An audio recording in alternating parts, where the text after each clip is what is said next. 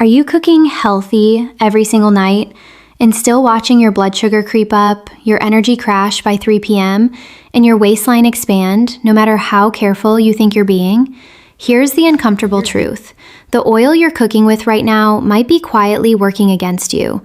Not the sugar in your coffee, not the bread on your plate, the oil. I'm Dr. Courtney Ryan, and in today's episode, we're going to stand at the whiteboard and break down exactly which cooking oils are helping your metabolism and which ones are silently sabotaging it. Here's what's really going on inside your body when we talk about oils, blood sugar, and heart health. Every time you eat a meal cooked in oil, that fat gets absorbed into your bloodstream and delivered straight to your liver and your cell membranes. And depending on the type of fat in that oil, it either helps your cells respond properly to insulin or it makes them resistant to it. This matters more than almost anything else in your kitchen, because insulin resistance isn't just a blood sugar problem. It's the root cause behind stubborn belly fat, chronic fatigue, brain fog, high triglycerides, and over years, cardiovascular disease. Fix the oil and you're addressing one of the actual upstream drivers of metabolic dysfunction, not just chasing symptoms with medication. Most people focus on cutting carbs or sugar and completely ignore the fat they're frying, sautéing, and dressing their salads with. But here's what the research shows. The fatty acid profile of your cooking oil directly influences how your cell membranes respond to insulin, how much inflammation is circulating in your bloodstream, and even how your liver packages and ships out cholesterol. In the next few minutes, I'm going to walk you through the top 5 cooking oils that the science actually supports for lowering blood sugar, calming inflammation, and protecting your heart. I'll explain the specific mechanism behind each one, so you're not just memorizing a list, you're understanding why it works. And I'll give you exact amounts, timing, and how to use each oil, so you can start applying this tonight, not someday. We'll also talk about the oils that are marketed as healthy, but are quietly doing the opposite, so you can clear those out of your pantry for good. If you're serious about fixing your metabolism at the root, not just managing symptoms, stay with me. This is one of the simplest, highest leverage changes you can make in your entire kitchen. Let's get into oil number 1. Let's start with the one you've probably heard about, but likely aren't using correctly. Extra virgin olive oil, or EVOO. Here's what's really going on inside your body when you use high-quality EVOO.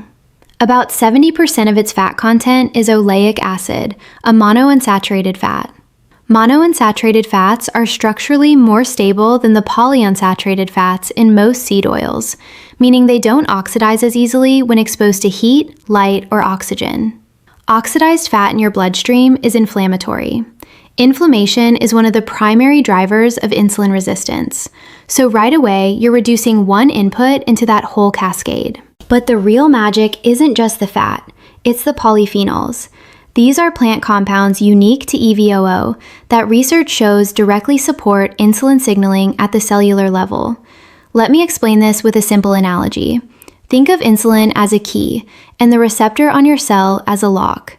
When you're insulin resistant, that lock is rusty. The key doesn't turn easily, so your pancreas has to pump out more and more insulin just to get glucose into the cell. The polyphenols in EVOO act like a lubricant on that lock, helping the key turn more efficiently again. What the research shows is striking. In controlled studies, adding just 10 grams, about 2 teaspoons, of high polyphenol EVOO to a meal reduced the post-meal blood sugar spike by over 20%. Other clinical work found that regular EVOO users saw meaningful reductions in HbA1c, the marker doctors use to track your average blood sugar over 3 months, along with lower fasting glucose. And in large population studies following the Mediterranean diet, consistent olive oil intake was linked to a substantially lower risk of developing type 2 diabetes over time. Here's the mistake almost everyone makes. They buy a bottle labeled olive oil. It sits under fluorescent grocery store lighting for months, and by the time it hits their pan, most of those protective polyphenols are already degraded. Quality and freshness aren't a luxury detail here. They're the entire mechanism. So here's your protocol. Choose a cold-pressed, dark glass bottled extra virgin olive oil, ideally with a harvest date within the last 12-18 months. Aim for about 2 tablespoons daily, roughly 30 milliliters, split across meals. Use it 2 ways: drizzled raw over vegetables, salads, or finished dishes to preserve the polyphenols fully, and for light sautéing at moderate heat, since EVOO's smoke point is higher than most people assume, around 375,410 degrees Fahrenheit, depending on quality. What you want to avoid is deep, prolonged, high-heat frying. That's where even a stable oil starts to break down. One simple habit: pour your EVOO over your vegetables before your carbohydrate-heavy food at a meal. This isn't superstition. Fat and fiber consumed ahead of starch slow gastric emptying and blunt the glucose spike that follows. It's a small sequencing change with a measurable metabolic effect. If this is helpful so far, consider subscribing. I post content like this every day, breaking down exactly what's happening inside your body and what you can actually do about it. Next, we're moving to an oil that's become a smoothie and toast staple, but its real power is happening in your arteries. Let's talk about avocado oil. Avocado oil looks similar to olive oil on paper, mostly monounsaturated fat, mostly oleic acid, but it has a distinct role in this list, and it's centered on your cardiovascular system specifically. Here's what's really going on inside your body with avocado oil. About 70% of its fat is oleic acid, the same heart-protective monounsaturated fat found in olive oil. But avocado oil also carries a unique combination of phytosterols and carotenoid antioxidants that seed oils simply don't have. Phytosterols are structurally similar to cholesterol, similar enough that they compete with dietary cholesterol for absorption in your gut. Less cholesterol absorbed means your liver has less raw material circulating to package into LDL, the particle most associated with arterial plaque buildup. Let me explain this with a simple analogy. Picture your gut lining like a nightclub with a strict guest list and limited capacity. Cholesterol and phytosterols are both trying to get in through the same doors. When phytosterols show up first and take those spots, cholesterol simply doesn't get in. It passes through and is eliminated instead of absorbed into your bloodstream. What the research shows is meaningful here. Clinical trials substituting avocado or avocado oil into moderate fat diets have shown measurable reductions in LDL cholesterol, in some studies outperforming standard lower fat diets for that specific marker. Meta-analyses looking specifically at dyslipidemia, meaning people who already have unhealthy cholesterol numbers, found LDL reductions in the range of 9 to 17 points.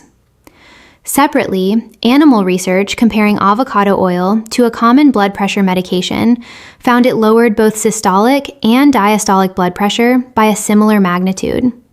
That's not a supplement claim. That's oleic acid supporting healthier, more flexible blood vessel walls, which allows for better blood pressure regulation. And here's the connection back to blood sugar that most people miss.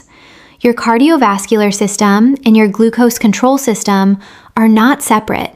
They run on the same plumbing. Chronic high blood sugar damages the endothelium, the thin lining of your blood vessels, making them stiffer and more prone to plaque formation. So when you support vascular health with a fat like avocado oil, you're also reducing one of the downstream consequences of years of blood sugar dysregulation. Root cause and protective strategy, working in the same direction. Avocado oil has another practical advantage, a notably high smoke point, around 480-520 degrees Fahrenheit for refined versions. That makes it one of the most heat-stable oils on this list, ideal for higher heat cooking methods like searing, roasting, or stir-frying, where olive oil's lower smoke point becomes limiting. Here's your protocol. Use refined avocado oil for higher heat cooking, searing meat or fish, roasting vegetables at 425 degrees Fahrenheit or above, or stir-frying. Use unrefined cold-pressed avocado oil the way you'd use a finishing olive oil, drizzled over salads or blended into dressings, since it retains more of those protective carotenoids when it isn't heated. Aim for 1 to 2 tablespoons daily as part of your total fat intake, not stacked on top of your olive oil intake. This is about replacing inflammatory oils in your kitchen, not adding more fat volume overall. A practical swap. If a recipe calls for butter or vegetable oil for a weeknight stir-fry or roasted vegetable dish, that's your avocado oil moment. It's flavor neutral, heat stable, and doing real metabolic work while your food cooks, not just sitting there as a cooking medium. Next, we're going to look at an oil most people only think of as a garnish, but it may be the most underrated blood sugar tool on this entire list. Let's talk about walnut oil. Walnut oil doesn't get nearly the attention olive or avocado oil gets, but the research on it, specifically for blood sugar, is some of the most direct evidence on this entire list. Here's what's really going on inside your body with walnut oil. Unlike olive and avocado oil, which are dominated by monounsaturated fat, walnut oil is rich in polyunsaturated fat, specifically alpha-linolenic acid, a plant-based omega-3, alongside linoleic acid. It also carries a unique polyphenol called pedunculagen, an ellagitannin that your body converts into ellagic acid, a compound with strong antioxidant and anti-inflammatory activity. Let me explain this with a simple analogy. Think of chronically high blood sugar as sandpaper running along the inside of your blood vessels and cell membranes day after day. That friction is oxidative stress. The antioxidant compounds in walnut oil act like a protective coating on that surface, reducing the damage caused by that constant sanding, while the omega-3 content improves how flexible and responsive your cell membranes are, including the insulin receptors sitting on them. What the research shows here is genuinely striking. In a randomized controlled trial in people with type 2 diabetes, just 15 grams of walnut oil daily, about 1 tablespoon, for 3 months produced a statistically significant drop in fasting blood sugar and HbA1c, without any change in body weight or blood pressure. That last detail matters. This wasn't a weight loss effect masquerading as a blood sugar effect. The oil itself was doing metabolic work. Separate lab research found walnut oil increased antioxidant capacity in cells exposed to high glucose, directly protecting them from the oxidative damage hyperglycemia causes. And broader walnut research has shown improvements in flow-mediated dilation, a direct measure of how well your blood vessels relax and respond, a key marker of cardiovascular health. Here's the mistake people make with walnut oil. They try to cook with it. Don't. Its polyunsaturated fat structure makes it far less heat stable than olive or avocado oil. Heating it breaks down those beneficial compounds and can create oxidized byproducts, which defeats the entire purpose. So here's your protocol. Use walnut oil strictly cold, unheated. 1 tablespoon daily, about 15 grams, is the amount used in the clinical research showing measurable HbA1c improvement. Drizzle it over roasted vegetables after they come out of the oven, whisk it into a vinaigrette, or finish a bowl of oatmeal or yogurt with it. Store it in the refrigerator once opened.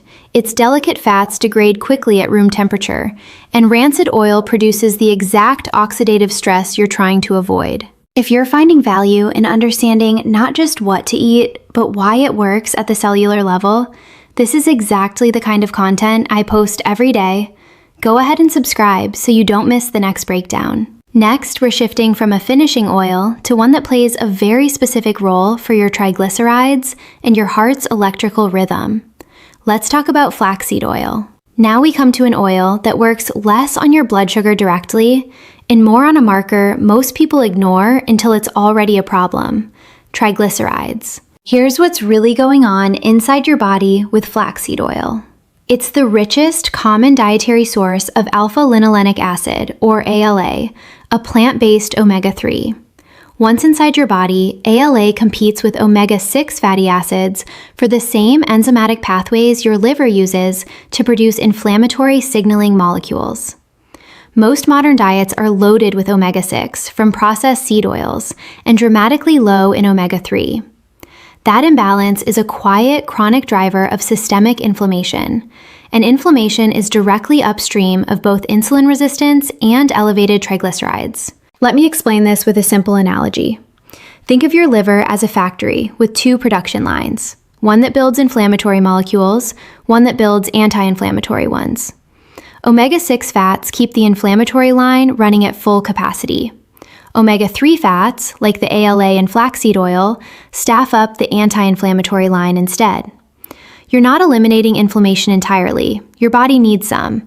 You're correcting the ratio so it isn't running one-sided around the clock. What the research shows. Clinical trials comparing flaxseed oil to other dietary oils have found meaningful reductions in total cholesterol, with some studies showing flaxseed oil outperforming sunflower oil for that effect.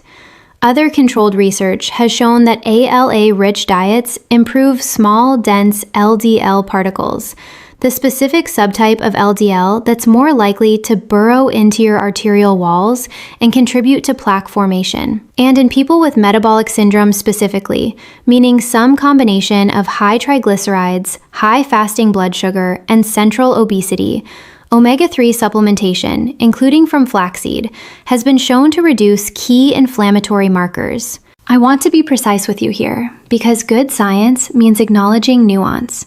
Flaxseed oil's effect on fasting blood glucose itself is less consistent than what we saw with walnut oil. Some studies show no significant change in glycemic control, particularly in people with already well-managed type 2 diabetes.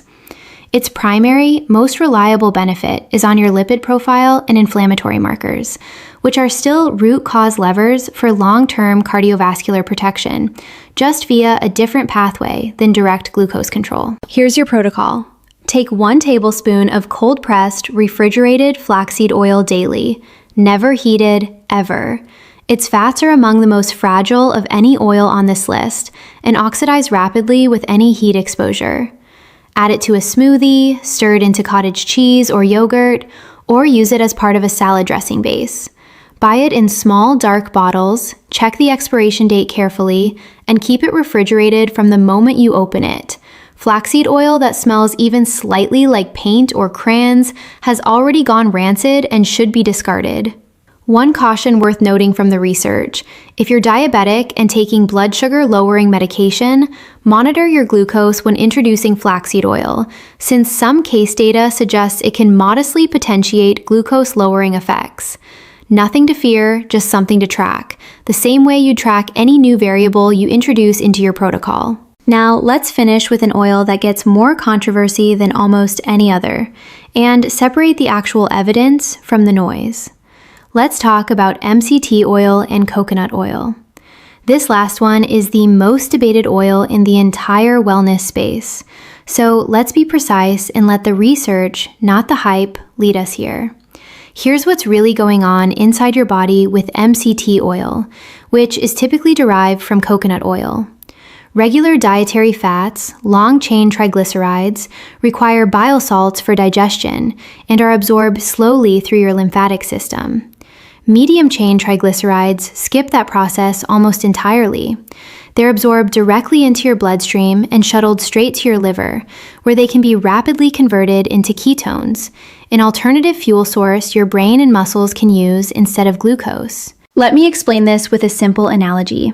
Think of long-chain fats as cargo that has to go through a slow customs process before entering the country. MCTs walk straight through on a diplomatic passport. No delay, immediate access, immediate use as fuel. That rapid, direct path to the liver is exactly why MCTs became popular in ketogenic and low-carb circles. They supply fast energy without requiring a spike in blood glucose to get there. What the research shows is genuinely mixed, and I want to be honest with you about that instead of oversimplifying. Some controlled studies show MCT-enriched diets improve insulin sensitivity scores and lower triglycerides compared to long-chain fat diets. A 4-week trial in people with metabolic syndrome found daily coconut oil consumption lowered fasting blood sugar and triglycerides, and raised protective HDL cholesterol. But that same study, and others like it, also found increases in LDL and total cholesterol. Separately, a review of 18 studies found that while short-term MCT use showed some metabolic benefits, long-term regular coconut oil use was associated with a small increase in insulin resistance in some populations. This is not a clean, one-directional story. Here's the root cause takeaway.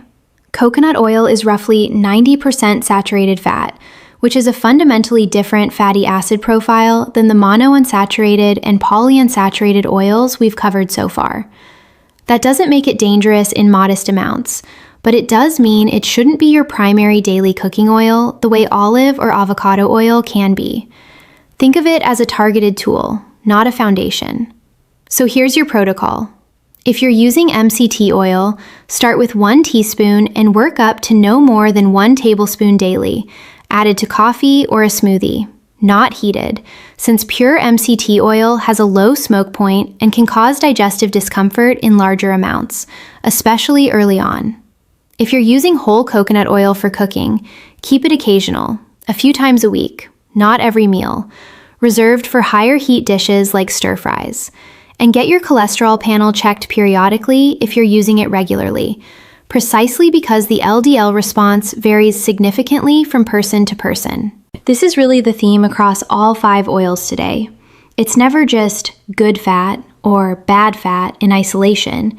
It's the fatty acid profile, the dose, the heat you expose it to, and how it fits into your overall pattern that determines whether it's working for your metabolism or against it. If this series is helping you think about your health at the level of root causes instead of quick fixes, subscribing helps a lot. I'm putting out content like this every day, and it's the best way to keep building this picture piece by piece with me. Now let's bring this all together.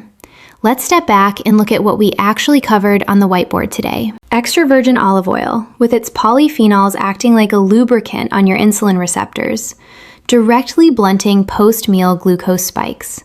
Avocado oil, competing with cholesterol for absorption in your gut and supporting healthier blood vessel function.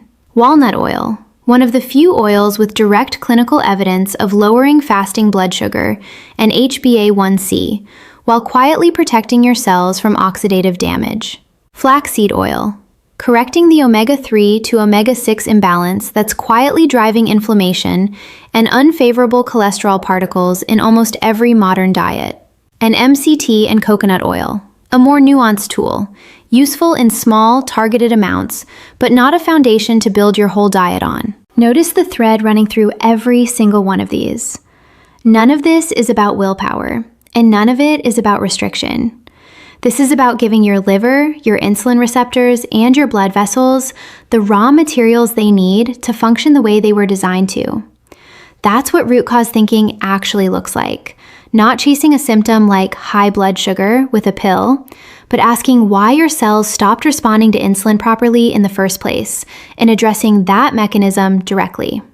Why does this matter beyond today's numbers on a lab report? Because insulin resistance, chronic inflammation, and vascular stiffness are the slow, quiet processes sitting underneath weight gain, low energy, brain fog, and, over decades, heart disease. The oil you reach for tonight is either feeding that process or interrupting it. There's very little neutral ground here. So here's your direct challenge. Don't try to overhaul your entire kitchen tonight. That's how these changes fail. Pick one oil from today. Swap your everyday cooking oil for a high-quality extra virgin olive oil or avocado oil this week. Or add 1 tablespoon of walnut oil to your salad tonight and notice how you feel. Track it. Your energy after meals, your afternoon focus, and if you monitor it, your fasting blood sugar over the next few weeks. Your body will give you data. Let it. This is exactly the kind of change that doesn't require medication, doesn't require deprivation, and doesn't require you to overhaul your entire life overnight. Just an informed swap, made consistently, based on what the physiology actually shows. If this added real value to you today, hit like and subscribe. I'm here every day breaking down the science behind your metabolism, your hormones, and your energy, translating the research into tools you can actually use, starting tonight. I'll see you in the next one.